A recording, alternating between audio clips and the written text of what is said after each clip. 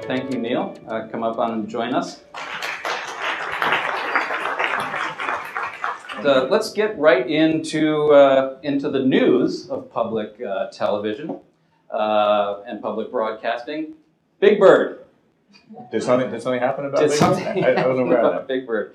So, it looks like public broadcasting has again become a flashpoint for, in this election. Governor Romney sort of chastised the public funding of television and called out Big Bird. Has that been good, bad for PBS and WNET? Well, it's not the first time it's happened. There have been, Newt Gingrich wanted to zero out public television, so it's not the first time we've been in the center of this. And I think Governor Romney had done it on the stump for a while because it played very well to some sector of Governor Romney's supporters. Once it went public, I think it was a chance to remind people that funding for public television is less than 0.5%. It's $1.33 per taxpayer per year. And it would be a rounding error on the interest.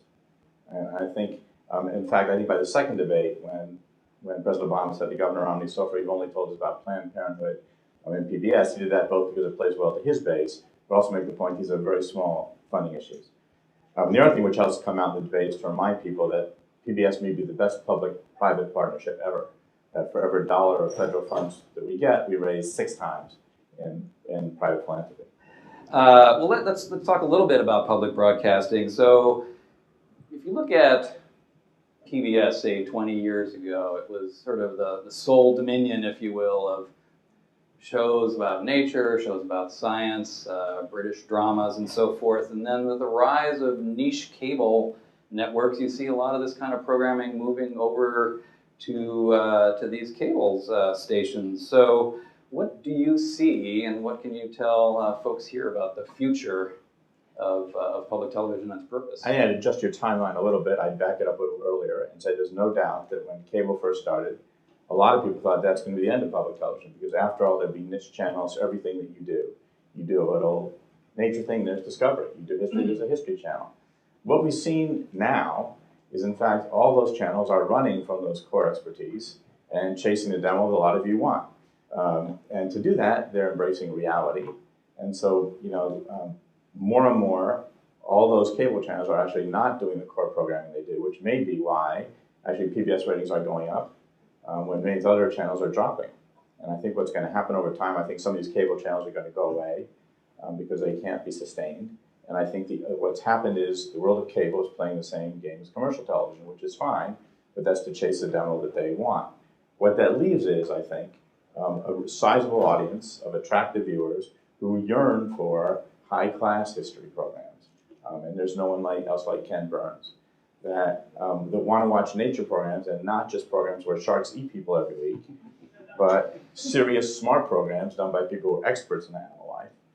And I think they want news that is not driven by screaming sound bites, but is in-depth coverage or something like Frontline, which doesn't exist anywhere. And I think that's part of the reason you're seeing an audience grow while they're down. And I think over time, especially on the web, you're starting to see younger viewers come to public television. Mm-hmm. So, knowing your background in TV news and sort of live by, die by ratings of commercial television, how does the ratings affect how you do programming? Actually, I didn't know this. I got the public television, but in fact, more people watch public television than watch history, A&E, Discovery, CNN, Sci-Fi, MSNBC, almost all those cable channels you could name. They get much more attention and they have more marketing dollars, but more people actually watch us. And I think that's for a number of reasons. I think there's a base of support that we have. In terms of where I think what's changed over time is I think you're seeing the world sort itself out in terms of viewers. I think on the news side you see that happen. There used to be a time when there was a lot of places to get impartial news. Over time, I think you're finding the audience. So if you have a point of view, if you want to know how well President Obama did, I urge you to watch MSNBC. If you want to know how well Governor Romney did, I urge you to watch Fox, because that's mostly the storyline, almost anything that happens. And I think CNN is still kind of finding its way. We'll come back to that. All right, I'll do it. Well, thank you. I think one of the things you mentioned is that for every dollar that comes from taxpayer support, you get $6 that come from viewer support. That for this audience, I think this is very germane, is that you have built up this incredibly strong relationship with your supporters, with your audience. Can you say a little bit about the things that you do to encourage that that almost like one-to-one relationship, and then also the kind of data that you sort of harvest about your viewers and your supporters? I can. I'll do that, but let's also remember there are viewers which are supporters, and there's also philanthropy and corporate support, and I want to talk a bit more about that too. But on the individual side, I think what makes public television unique, more than anything you buy, it's after all a free product, and yet we get people to sign up every year and give us money. Part of it you see a couple times a year, where we interrupt programming and ask people to do it. Increasingly, we're doing more and more work online, and finding we're getting a younger audience that responds to that. I think we're not doing anything else other people aren't doing, but I think we're kind of we're at par with what everybody else is doing, which is to say we're gathering email, we're extending experience, and maybe that is, to get to your question, there's something different we have than a lot of the programming that you probably support and that you help to make possible, which is, for the most part, everything else on television ends when the program is over. When the person's kicked off the island, end of story. When we find out the best dancer, end of story. Not true for our programs. The experience, I'd argue, is something that is different. First, the viewing experience is different. I predict if you don't already do it now, you're going to start taking advantage of these new technologies which actually watch people watch programs, actually track their eyes about what they're watching. And I know what you'll find. You'll find that when people watch commercial television, a lot of people watch it, and in breaks they get up, they eat, they chat with their friends. It's often viewed, in fact, as a normal built-in break where I get to do something before the program goes on. When people watch public television, they watch the credits, they watch the 3 underwriting credits, and they watch uninterrupted television, and then the underwriting credits again. So that alone is a different experience. Then beyond that, because they're engaged viewers, we know that they go to the web, we know that they want more content. So there's often, if you look at the Ken Burns series, one he just did on Prohibition, gathered 22 million viewers. And after that show, people flocked to the web because, having seen that, and it was a long series, people still wanted to know, what about my neighborhood? What happened where I lived? And both what Ken did and what public television stations did got more support. And then beyond that, all the programs we do get cut up into little bite-sized bits and put in something called PBS Learning Media, or different titles in different states. In New York, we call ours Vital, Video and Teaching and Learning. But the cool thing about it is that we live in the video generation. So when you and I were kids and we learned ambidextrous, they'd write ambi and dextrous on the board. They'd write the Latin words and they'd say, who knows what it means. And the really smart kids would get it right away, and the not so smart kids got it after the smart kids got it, and those kids were disengaged, didn't learn the word that day. Now we live in a different time, a video age. So we take nature and we take an orangutan. And we say, kids, here's a minute and a half of this orangutan, and there's something special about it. He's ambidextrous. Let's watch. We run it, and then there's a teacher guide written by teachers for teachers, teachers of all different kinds of abilities, so anybody can use it. And the class together, with prompts, discovers what the word means and discovers what the Latin word means. It's a better way to learn. But my point is, all our content lives on. I don't think anybody else can say that. And whether it lives on the web, or lives on in the classroom, or lives on the way we train teachers, I think that's what makes our content special. Mm-hmm. And then just to get back for a moment to the data that you do collect, is there anything that you do with that data that might be germane for this group of folks here that you do with the data that's beyond fundraising? Any working with marketers and so forth? No, we certainly do. Sponsors. We both look at our data, try to figure out everything we can about our audience in the same way that other companies do. We communicate with our audience in themed ways. So we know who loves arts and culture, and we know who loves news and loves science and loves history and loves math. We have a database of teachers. Once a year we do a thing called the Celebration of Teaching and Learning. 10,000 teachers and administrators in the tri-state area and around the country come. And we know where 10,000 teachers are. We know everything about them. And we do email blasts to them, and those can be underwritten, so we have ways to reach every one of them. We do a lot of things where we're asking polls and questions of people, so we are constantly trying to analyze our data, as does PBS. So I think we are learning more and more about our audience, and as we segment it in the same way that you look at your audience, I think there are interesting segments in that audience. Okay, thank you. I want to turn now more to your role as President and CEO of WNET. First of all, congratulations. WNET, I think, is celebrating a 50-year anniversary this year. That's right, 50 years old. Wow. Yeah, congratulations. I only did 4 of it, so I know, so you've been with NET now since about 2008 or so, and you've made a lot of changes since then. But so in that time frame, so much other media have come on board, whether it's social media. How does WNET then compete for audience, even harder with all these different forms of media? What sort of changes have you brought to bear both on linear television and in the digital arena? Well, when I got there, my view is on the one hand, we have this incredible legacy, and if you saw any of the shows we've been doing, to find all the people we started or got started when the beginning of Sesame Street, or we have the first appearance of Meryl Streep on television, or Dustin Hoffman, or the beginnings of science, or arts, or all those programs, all began at Channel 13. So we're incredibly proud of that. But like everything, we have to move and adjust to modern times. And I think part of the ability of the virtue I had of spending 25 years in commercial television, you learned a lot about looking at process and trying to analyze the audience. And I want to be true to all the values we have, which I think is about integrity and intelligence and imagination, and also realize we live in a different age. So I looked at some of the strengths we had. One is arts, and not just high arts, but all kinds of arts. And said, Channel 13 should be more than just a place that shows you the opera. And I'm happy we do that. We should show you, look around. We live in the most exciting city in the world. There's no other city like this. We are the center of almost everything. We're the center of arts and culture, of science, of media, of publishing, of research. I could go on and on. And I want public television to be the place that chronicles all that and brings it to you. Because with all due respect to my colleagues in local commercial television, that's not what they do. So I think there's a huge wide open area to it. And if you ask yourself who gets attracted to this city, what makes it exciting, it's young people. And I want to do programs which both appeal to our older viewers who love that, but also all things that make the city young and exciting. So one is arts and culture. We do almost 50% more than we did before. We do a weekly art show, which now airs 3 times a week. And now we're sharing it with other PBS stations, so there'll be more and more of that. We've started a new program online first called MetroFocus, and the idea is to tap into all those areas I talked about. And it's began online, it's moving on the air this month with monthly shows, and hopefully we'll do more of that. And for MetroFocus, did you start that online with the intention of possibly migrating it onto TV? Yeah. And so by what measures were you evaluating whether it was a success online and whether to greenlight it for broadcast? We looked at the number of hits it got. We just wanted to make sure we had that nice hockey stick progression, which we saw. We wanted to look at and say, could it attract funding possibilities? And it could.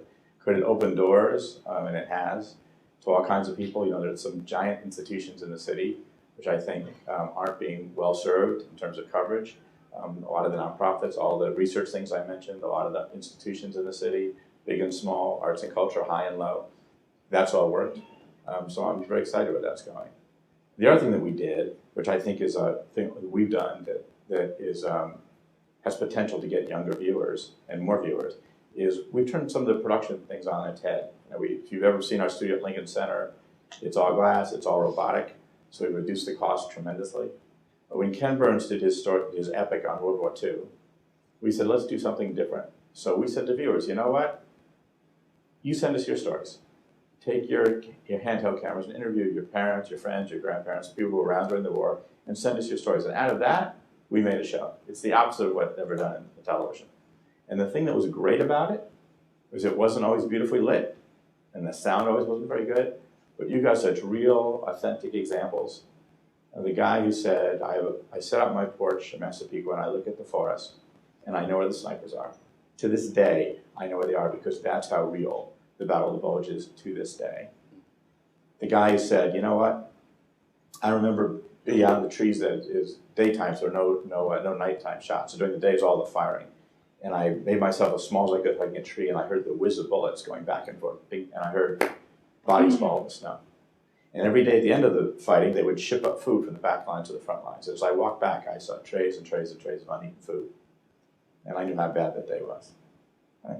Now, he told that story in a kind of shaky cam with not so good audio, but so what? Right? And that's the kind of things that we're doing to kind of redefine what TV can be. That's powerful storytelling. For a lot of the folks here, I think PBS and maybe WNET too has maybe a reputation from sponsorship of being difficult to work with. So here's an amazing opportunity to convince this room that it's a great venue for marketers. So here's what I would say. Convince them. My 5-year-old is difficult. We are complicated. But we do want to be helpful. There are things that I wish we could do, but we can't because the FCC tells us what to do. We have regulations that are put in place, and until those get changed, it is what it is. So as much as we'd love to do any message from you that has a call to action, like sale begins tomorrow, or movie opens Wednesday, we can't do it. FCC doesn't allow it. And as much as you might want to do messages that say something is twice as good as, or stronger than, we're not allowed to do comparative things. Also done by, also FCC rule. That said, there's a lot of stuff we can do. There's a tremendous amount of advertising that a lot of you have, which are about image and brand and equity, which we can do. A lot of which line up very nicely with a lot of with both the products we have and the audience we get. And the promise I can make to you is, now more than ever, it's true we don't have one central place to go, but you can go to any of the big PBS stations in New York or Boston or Washington, and if it's not our show, we'll put you in touch with the person whose show it is. We have more flexibility in terms of saying if you want to be on a block a night, then we have a science night of Nature and Nova. If you want to block that, we can work that with you. You don't have to buy a whole year. If you want to buy several weeks or months, we can do that with you. And to the degree there are issues, we will do our best to work with you and the FCC lawyers to make sure we can get through whatever we can. And I think that's a change sort of where PBS management has been or some of the stations have been. I think we get it. We would love to have your support. I do think there is something real about some of our shows that there is truly a halo effect. I know that because when I talk to underwriters and sponsors who do it, they tell me so.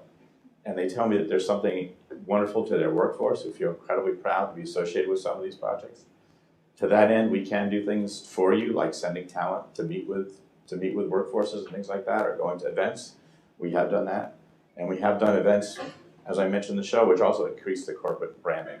So whether it's teaching teachers how to use and showing the brand there, or extending it online to a much younger audience, all those things are on the table. Great. I have to take advantage of you being here as a terrific sort of insider-outsider perspective on the state of TV news and its somewhat rocky future, and just to get a sense here too of, particularly for evening news broadcasts. Raise your hand if you watch network news, meaning NBC, CBS, ABC, at least once a week. That's more than I thought. So, I mean, let's talk a little bit about what the future of TV news, between commercial and non-commercial. Which one has the better shot? Which one affords the best journalism? Well, the one thing I would say, it's an incredibly complicated world. It's changed an awful lot even since the time I was at Network News now and PBS. I do think there's something which, when I was a young lad, there's some things which were certainty. One certainty was local news will always make money, so don't worry. That's not true. One thing was, don't worry.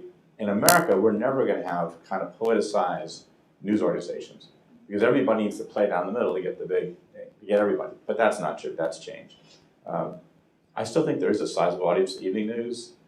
There's still 20 million people who watch all three networks.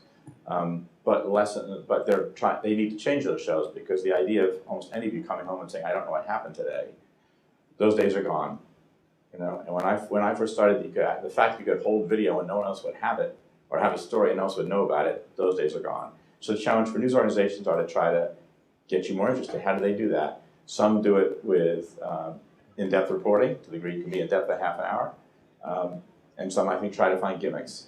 And I think that's what's scary to me about the future of the news business is I think we increasingly see a reliance on gimmicks or points of view as opposed to real coverage.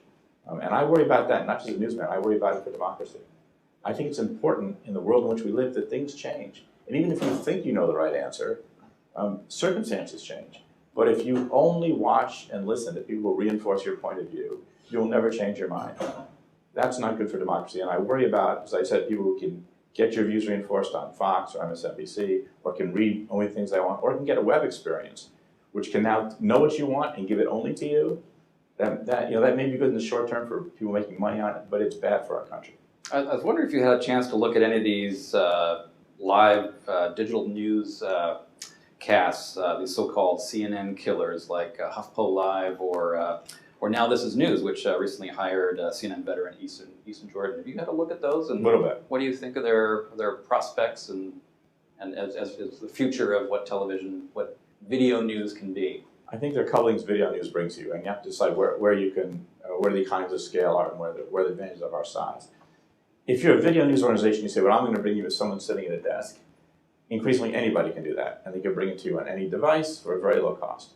So that's not where you need to take advantage if you're a big organization. On the other hand, where do you need heft and breadth?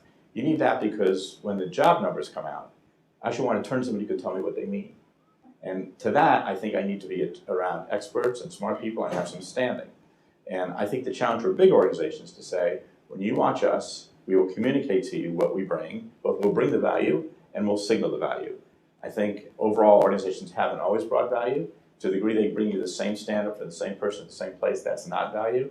I think they need to bring you value, whether it's expertise or in depth, and I think they need to signal it in bigger ways. And if big organizations don't do that, they will lose out to smaller people with less resources. Okay, great. I'm going to go to audience questions in just one moment, but I have to ask this question again since I have the benefit of being here on stage with Neal. One of the highest profile jobs in TV news is open. CNN is looking for a new boss. You've been on several Media Watchers shortlists, and so interested? Wouldn't it be a great story if I said yes? Yeah, it would. It would be, but it would make my career. Yeah. But the fact is, I think I tell I'm very passionate about what I'm doing. I'm very happy where I am, so it's flattering to be on that list. But I'm staying where I am. Okay. Could you just imagine if somebody were to be up for the job? What advice would you give them? What should CNN do? You know, I was going to say, harking back to the debate last night, that answering hypothetical questions is a bad idea. I will say, whoever gets it should be prepared for lots of sleepless nights. Yeah, very good.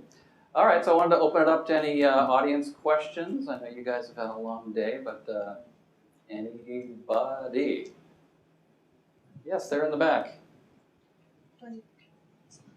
Do you ever create custom content for brands? I'm thinking of a way to raise revenue for PBS. Yes, we create lots of custom content.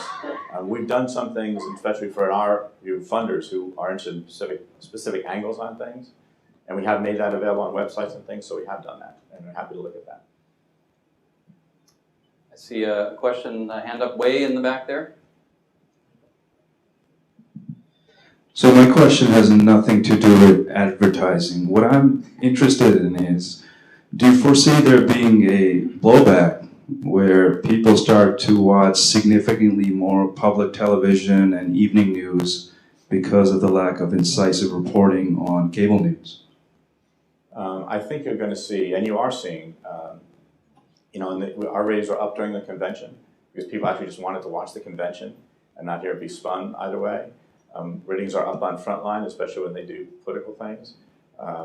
Ratings are up a little bit on the NewsHour. So I do think you're going to see some of that.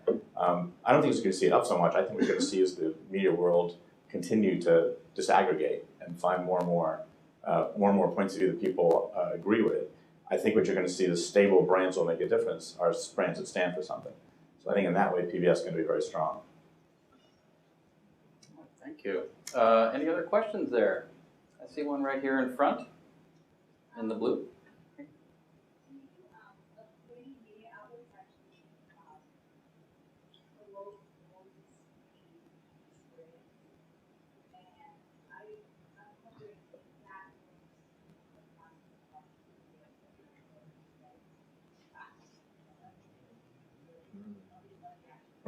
Right. The question about the multi-screen experience. No, I think the multi-screen experience is great.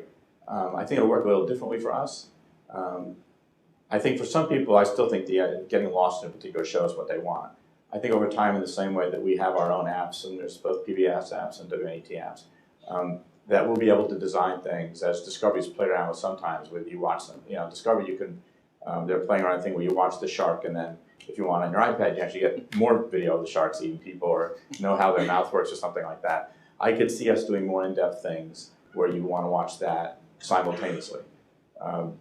My guess is for a lot of programs, however, I think the two-screen thing works better when you actually want to divert your eyes and get lost a little bit. It works great in sports, but there's time in between the plays, or it gets great in reality shows, but there's all kinds of stuff to do.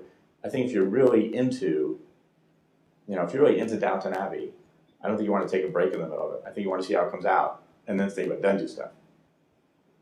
All right, I think we have time for one more question, right? Anybody? One more? Yes, sir.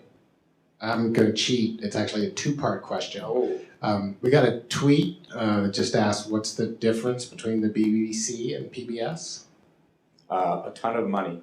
The BBC is the United Kingdom public television system.